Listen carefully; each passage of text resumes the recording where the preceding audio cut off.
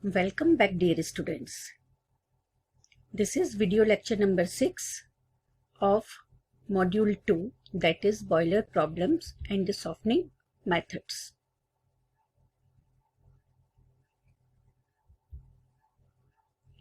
If you remember, in last lecture we had a discussion on lime soda method. In today's lecture we will discuss about one of the very important topic, that is water softening by zeolite method.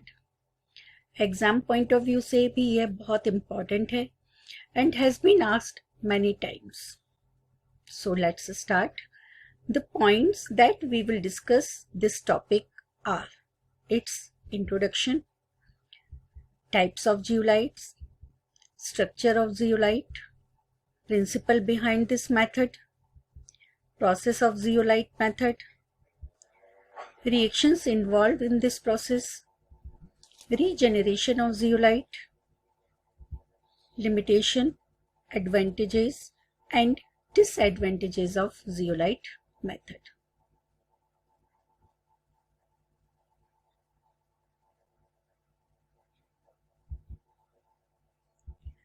Zeolites are naturally occurring hydrated aluminosilicate minerals capable of exchanging reversibly its sodium ions for hardness producing ions in water. Water में hardness पैदा करने वाले ions के विपरीत zeolite के sodium ions का exchange यानी आदान प्रदान करने में जियोलाइट सक्षम होते हैं.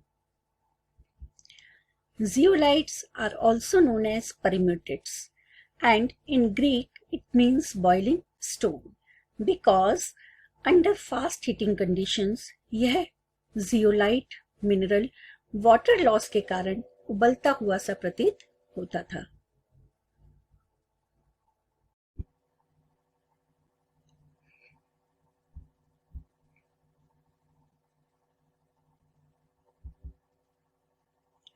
Now the types of zeolite. There are two types of zeolite.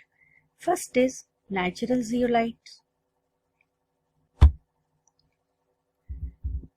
Natural zeolites are non-porous and amorphous in nature and can be found in both crystallized as well as in grains of a smaller diameter, and these are accumulated in sedimentary rocks. Natural zeolites having lower exchange capacity of ions because of its small pore sizes.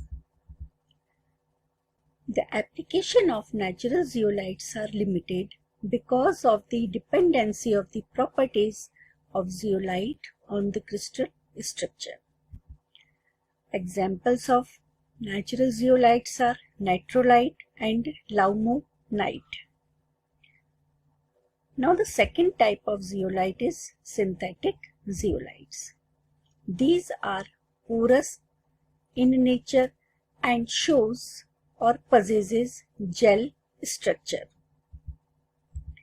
Synthetic zeolites are prepared by heating together sodium carbonate, alumina and silica.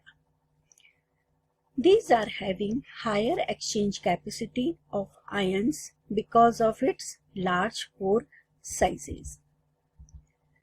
Synthetic zeolites are also having some limitations in case of application because these are in the form of finely grained crystalline and highly dispersive powder structure.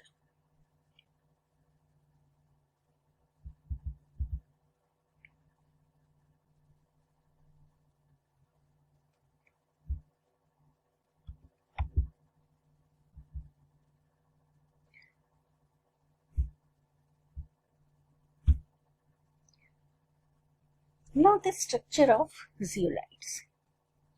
Zeolites are three-dimensional microporous crystalline solids with well-defined cage structures that contain sodium, aluminium, silicon and oxygen in their regular framework that can absorb water up to 40% of its weight. Zeolites 3-dimensional होते हैं, microporous crystalline solids होते हैं, जिनकी संरचना cage यानी पिंजरे की तरह होती है. सोडियम, एल्यूमिनियम, सिलिकॉन और ऑक्सीजन स्ट्रक्चर की रेगुलर फ्रेम में फिक्स होते हैं और ये अपने वेट का 40% तक वाटर एब्जॉर्ब कर सकते हैं. The silicon and aluminium atoms are tetrahedrally coordinated with each other through shared oxygen atoms. Zeolites are able to lose and gain water reversibly and to exchange extra framework cations both without any change in crystal structure. Zeolites crystal structure को परिवर्तित किए बिना water को lost भी कर सकते हैं और गेन भी कर सकते हैं, और ये क्षमता के साथ साथ कैटायन जो हार्ड वाटर में प्रेजेंट होते हैं उन्हें भी एक्सचेंज करने में सक्षम होते हैं. The large structural cavities and the entry channels leading into them contain water molecules which form hydration sphere around exchangeable cations. Zeolite में बड़ी स्ट्रक्चरल कैविटीज यानी गुहाएं होती हैं और प्रवेश चैनल्स होते हैं. एक्सचेंजेबल कैटायंस के आसपास हाइड्रेशन स्फीयर बनते हैं यानी कि जल योजन क्षेत्र बन जाते हैं. Here in picture you can see porous structure of zeolite in which sodium, aluminium, silicon, oxygen are arranged in a regular framework with tetrahedral geometry. And how sodium ions replace with cations, you can see in this picture.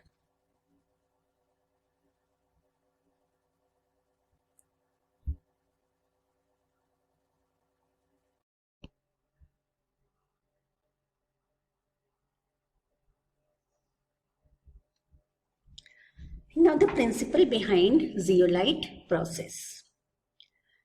Zeolite method is also called permuted method.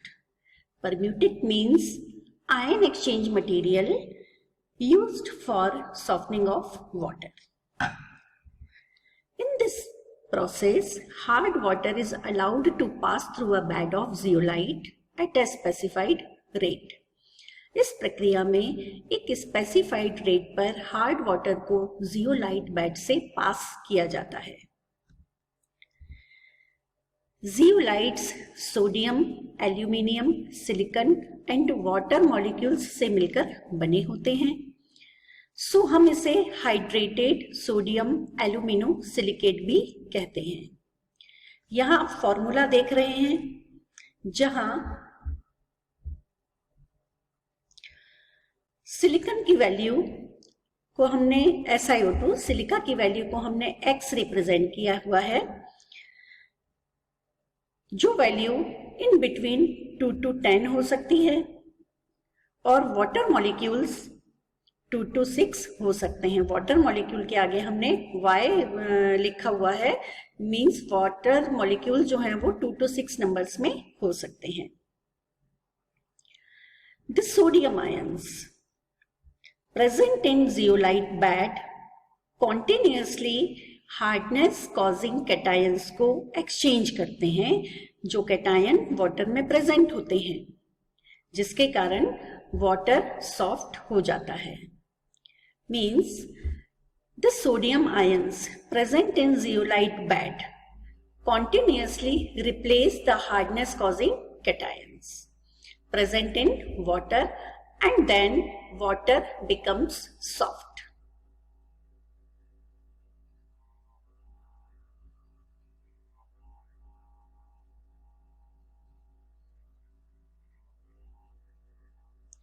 Now the zeolite process for the softening of water. In this process, hard water is percolated at a specified rate through the bed of zeolite, housed in a cylindrical unit as shown in figure. यहाँ हम देख रहे हैं कि hard water को percolate कराना, बूंद बूंद करके रिसाना। धीरे धीरे जब हम ड्रॉप वाइज वाटर को जियोलाइट बेड से यहाँ पर पास करा रहे हैं, और ये जो जियोलाइट बेड है ये एक सिलिंड्रिकल यूनिट में कवर्ड है या हाउस्ड है।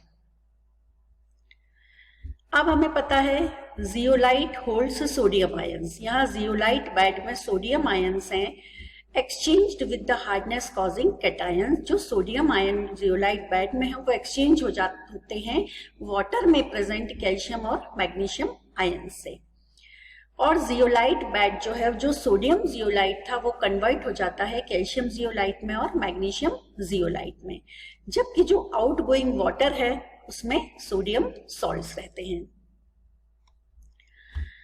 अब in the process the water becomes free from calcium and magnesium ions, जो कि मेन हार्डनेस प्रोड्यूसिंग आयंस होते हैं।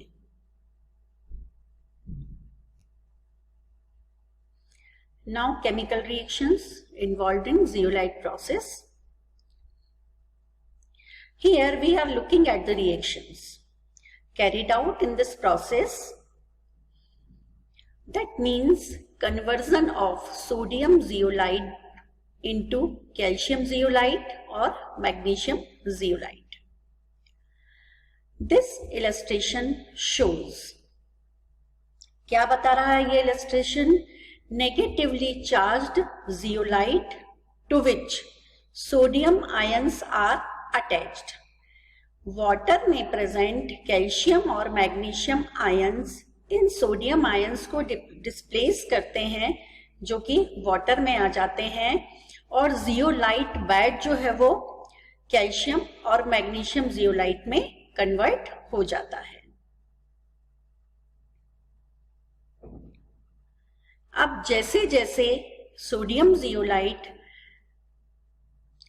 कैल्शियम और मैग्नीशियम जियोलाइट में कन्वर्ट होता जाता है तो उसकी वाटर सॉफ्टनिंग कैपेसिटी धीरे धीरे कम हो जाती है।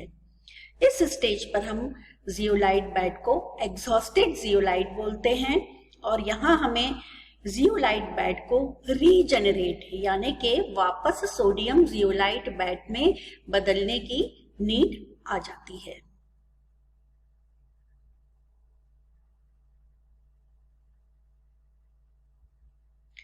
Now regeneration of exhausted resin. Continuous softening होने के बाद जियोलाइट जो है वो कैल्शियम, सोडियम जियोलाइट जो है वो कैल्शियम और मैग्नीशियम आयन से पैक्ड हो जाता है। इस अवस्था में जो जियोलाइट बेड है वो वाटर को सॉफ्ट करना बंद कर देता है। That means zeolite bed gets exhausted. Zeolite bed exhaust हो चुका है। इस स्टेज पर supply of hard water is stopped and the exhausted zeolite is reclaimed by treating the bed with a concentrated 10% sodium chloride means brine solution. अब यहाँ हम देख रहे हैं ये एक कंटेनर है जहाँ सोडियम क्लोराइड सॉल्यूशन रखा हुआ है। इसे हम बोल रहे हैं सोडियम क्लोराइड सॉल्यूशन स्टोरेज। इस सोडियम क्लोराइड को हम यहाँ ऊपर ले जाते हैं और इसे भी हम जियोलाइट बेड से पास कराते हैं। क्लियर है? तो जो कैल्शियम और मैग्नीशियम जियोलाइट थे वो सोडियम क्लोराइड से किस में कन्वर्ट हो जाते हैं ट्रीटमेंट कराने पर? सोडियम जियोलाइट में। मींस जो जियोलाइट बेड हमारा एग्जॉस्टेड था कैल्शियम और मैग्नीशियम जियोलाइट से, उसे जब हमने ब्राइन सॉल्यूशन यानी 10% सोडियम क्लोराइड सॉल्यूशन से ट्रीट कराया तो वापस सोडियम जियोलाइट रिक्लेम हो गया, यानी कि वो वाटर को सॉफ्ट करने लायक बन गया। यहाँ हम रिएक्शंस देख सकते हैं। कैल्शियम जियोलाइट को हमने ट्रीट करवाया है सोडियम क्लोराइड से, तो यहाँ हम देख रहे हैं कि सोडियम जियोलाइट रिक्लेम हो गया है। सिमिलरली मैग्नीशियम जियोलाइट में भी हम देख सकते हैं सोडियम क्लोराइड से ट्रीट कराने पर सोडियम जियोलाइट हमारा रिक्लेम हो गया है।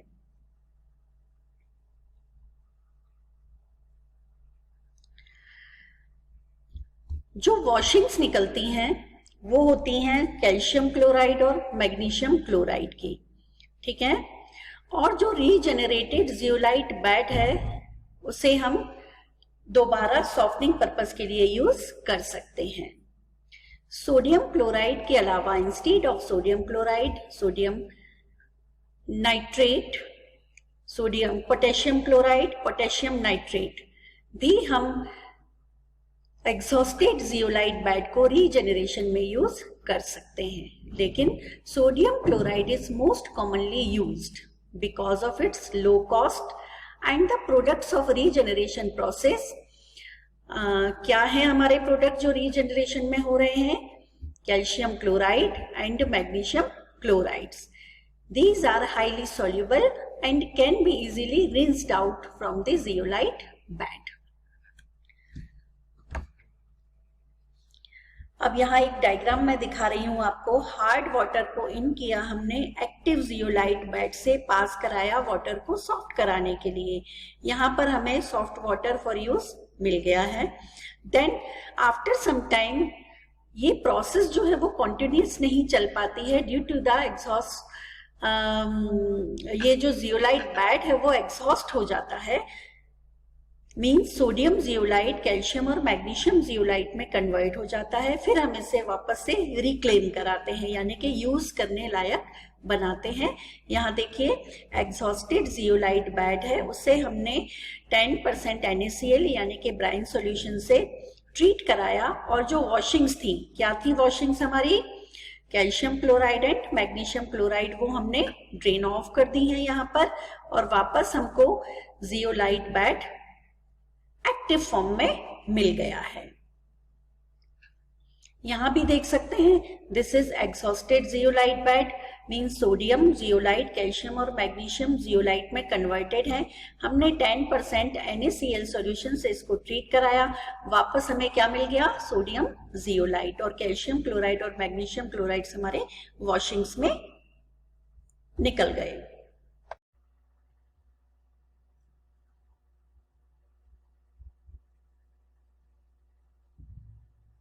Now limitations of zeolite process. If the water is turbid, then the turbidity causing particles clogs the pores of zeolite and making it inactive. Turbidity causing substance water में अगर present होते हैं तो वो जियोलाइट से पास कराने पर जियोलाइट के पोर्स को ब्लॉक कर देते हैं और जियोलाइट इनएक्टिव हो जाता है। हैवी मेटल्स आयन जैसे मैग्नीज और आयरन का जो कैटायन है वो जियोलाइट के साथ स्टेबल कॉम्प्लेक्स बना लेता है। अगर water containing cations of manganese and iron अगर हम पास कराते हैं इस वाटर को, तो जियोलाइट बेड को हम रीजेनरेट नहीं कर पाते हैं, because these ion bind strongly and irreversibly to the zeolite structure. Mineral acid, if present in water, it destroys the zeolite bed and hence they must be neutralized with soda in advance before feeding the water into the zeolite bed. अगर water में acid की presence है तो हमें zeolite bed से पास कराने से पहले उसे सोडा के साथ न्यूट्रलाइज करा लेना चाहिए, अदरवाइज मिनरल एसिड की प्रेजेंस जो है वो जियोलाइट बेड को डिस्ट्रॉय कर देती है। Anions are not removed by this process. The bicarbonates present in hard water get converted into sodium bicarbonate. Anions को हम जियोलाइट प्रोसेस से रिमूव नहीं कर सकते हैं। अगर वाटर में सोडियम बाइकार्बोनेट प्रेजेंट है तो ये NaOH बनाएगा और बॉयलर की मेटल को हार्म करेगा। So the presence of bicarbonates, sodium hydroxide are not desirable. because NaOH may lead to caustic embrittlement and carbon dioxide. यहाँ जो दो प्रोडक्ट बन रहे हैं NaOH और कार्बन डाइऑक्साइड, तो NaOH caustic embrittlement करता है और presence of carbon dioxide boiler corrosion करती है, ठीक है। तो ये दोनों नहीं होना चाहिए।